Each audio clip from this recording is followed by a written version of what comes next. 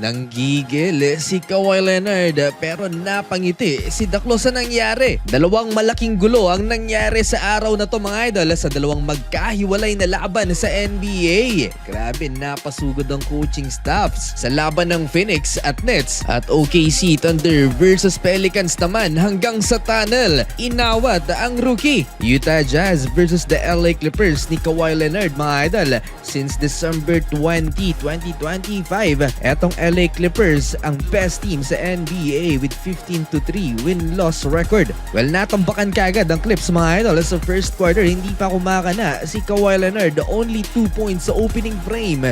Si Daklo, alam ng Utah na si Kawhi Leonard ang number 1 threat sa LA Clippers kaya biniblitz kaagad nila mga idol. Nag-mini run pa ang LA Clippers pero muli silang tinambakan ng Utah Jazz. 11-point lead for the home team, 29-18 at first quarter. Second frame, nag-warm up lang pala sa first quarter si Kawhi Leonard. At napatig over ang Android habang nasa upuan si James Harden. Tough turnaround jumper for Kawhi Leonard kontra sa rookie Ace Bailey.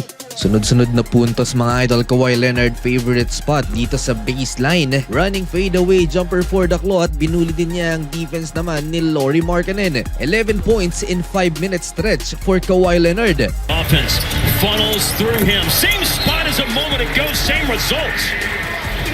Hawak na ng LA Clippers ang momentum nang inilabas naman siya ni Coach Ty Lue at hindi na ipinasok sa natitirang minuto dito sa second quarter at hinayaan si James Harden na manduan ng opensa ng LA Clippers. May minute restriction si Daklo, he played 14 minutes sa first half. Cody Williams, kapatid ni J-Dub mga idol, with a highlight, reverse poster dunk.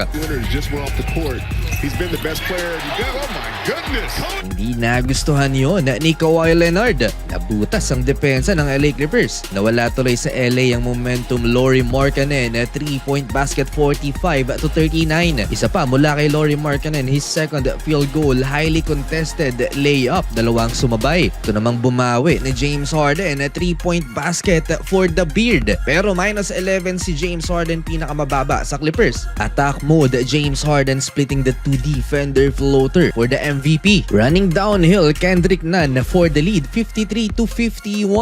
And rookie Ace Bailey at the buzzer, 3-point shot. Nanggigil doon si Daklo, parang gusto na niyang maglaro. Bad trip dahil hindi siya ipinasok. Lumalabas ang pagiging competitive ni Kawhi Leonard, 54-53 end of first half. Start of third quarter, John Collins powerful slam dunk to start the second half. On the roll ng LA Clippers, nasa court na ulit si Kawhi Leonard. First field goal attempt for Kawhi, pasok yan off the glass. Followed by John Collins, 3-pointer, 7 points na ang lamang ng LA Clippers, 63-56. Naging X-factor naman sa offense and defense ng LA Clippers itong si Chris Dunn with 3 steals at may 11 points na so far. Double figure lead for the LA Clippers, Kawhi Leonard, 3-pointer, game high, 18 points for the Claw. Napaka-unselfish naman ni James Harden, 9 assists and counting for the Beard. Na-choke na ang Utah Jazz. Napaka-solid ng run ng LA Clippers. James Harden to Brook Lopez, 3-point basket, 84-65.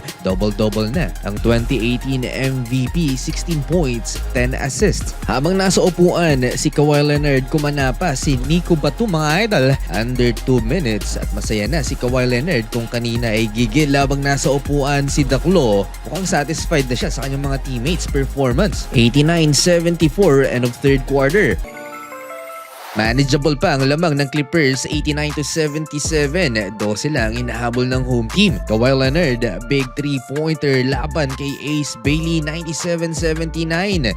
Magkasunod na tres mga idol. Kay Brook Lopez naman yung isa wide open from the corner. 21 points na ang lamang ng Clips. Maaga pa sa fourth quarter, nilabas na ni Coach Ty Lue ang kanyang dalawang superstar, James Harden at si Kawhi Leonard dahil sa laki ng lamang ng LA Clippers. James Harden with 16 points, 10 assists, and 4 steals. Si Kendrick Nunn, solid din sa depensa mga idol, 14 points with 5 steals. And Kawhi Leonard, 21 points, 7 rebounds, 4 assists. Nakuha ng LA Clippers mga idol ang kanilang pangatlong sunod na panalo. Paakyat ng paakyat ang LA Clippers sa standings. Kasalukuyan silang nasa play-in bracket. Grabe ang mga gulo ngayon sa NBA. Dalawang magkahiwalay na laban. Napaka-wild ng naging ending. Unahin muna natin itong Phoenix Suns sa final 1 minute ng fourth quarter. Napasugod lahat ng coaching staffs, both teams mga idol ng Brooklyn Nets at Phoenix dahil sa nagkagulong si Terrence Mann at si Royce O'Neal. Inawat din si Dillon Brooks dahil nakainitan naman niya si Zaire Williams. Talagang face to face itong si Royce O'Neal at si Trey Mann mga idol. Kulang na lang magsuntukan. Sa kabilang banda naman itong si Michael Porter Jr. sa harap mismo ng referee. May tinulak siya mga idol. Dikit ang laban na to mga idol sa pagitan ng Brooklyn Nets at Phoenix Suns pero nakuha pa rin ng home court ang panalo 106-102.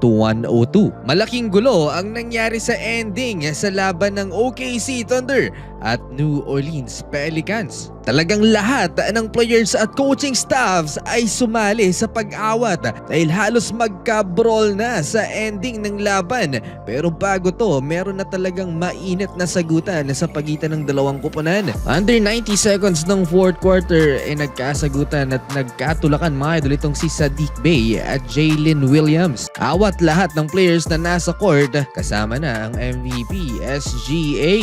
Grabe yung pisikalan sa game na to, muntik pang masundan sa pagitan ng dalawa mga idol. Lakas din kasi mangasar itong si Jalen Williams. At sa final buzzer kung saan nakuha ng Oklahoma City Thunder ang panalo dito, napikon itong si Lou Dort kay Jeremiah Fears, the rookie. Inunahan niya si Jeremiah Fears at hinawakan ang jersey. Pero dahil ubos na ang oras, wala nang ipinataw na kahit anumang sanction sa dalawa. Gulat na naman si SGA sa nangyari, hindi pa nagpaawat mga idol si Jeremiah Fears at talagang susugurin niya si Lou Dort kung nagkataon na walang umaawat.